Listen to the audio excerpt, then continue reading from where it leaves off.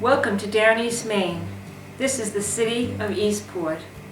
Eastport is an island city, and in the background you have Campobello Island, Canada.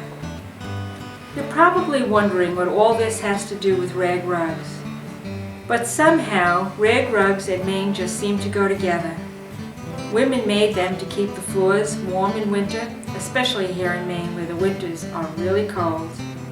They were originally made with whatever fabric was left over, just as the early quilts were made.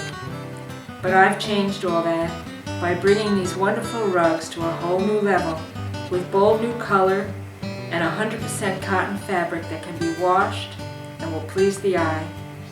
Now that you have seen my city, shall we go and look at some rugs?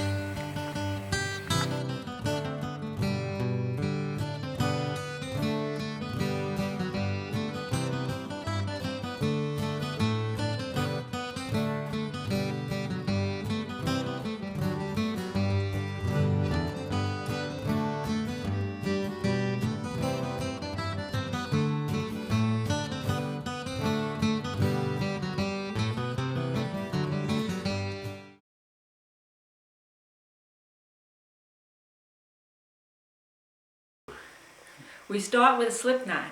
If you find that too difficult, any knot will do. Then we're going to chain 27 stitches with a single chain. When we get to the end of the row, we're going to go into the second stitch from the end. We are going into that second stitch. We're going to do a single crochet in each of the stitches until we get to the end. Try to make your stitches as loose as possible. If they are too tight, it becomes difficult to work.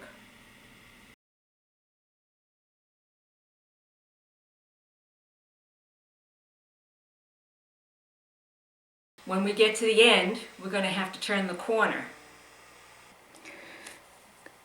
Getting around the corner, we're going to do a single crochet in the same loop 3 times.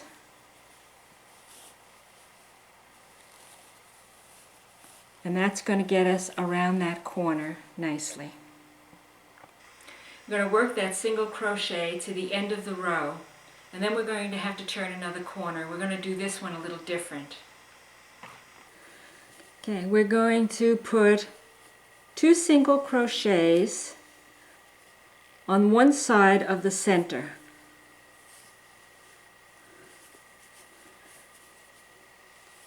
And then we're going to put 1 crochet in the center stitch. And then 2 on the other side.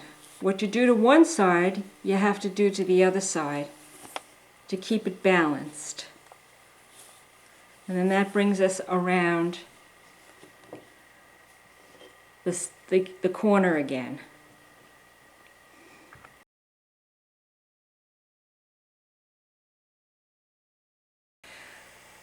We're going to run out of color, the first color, someplace along the line, and we're going to have to add a second color. We need to leave a tail of about 12 inches, and that's what we're going to do now, add that second color. Okay, in order to do this, we're going to have to leave a tail. Now, there are a number of different ways of adding a second color, but I find when using lightweight cotton that this is the easiest. You want to wrap this second color around the first color. We do this in knitting too.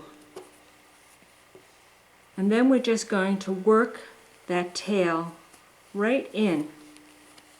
We're not going to worry about it if there's any ends showing. We'll clip those off in the end when we're finished with our rug. Either clip them off or work them right in. Just make sure that that's wrapped around that, and just work the color right in.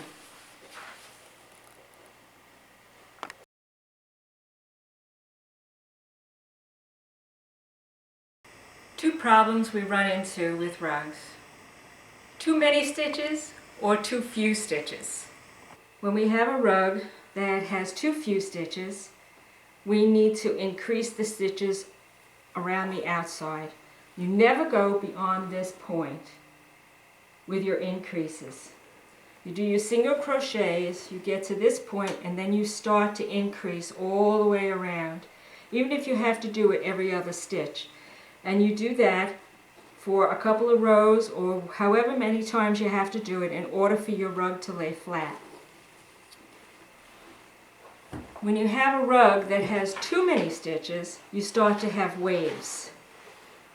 And what you need to do is nothing. You need to do single crochets all the way around for as many rows until you can get that rug to lay flat. And now we have a finished product.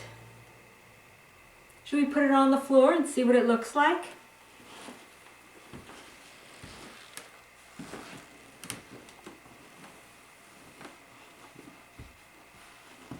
There you go.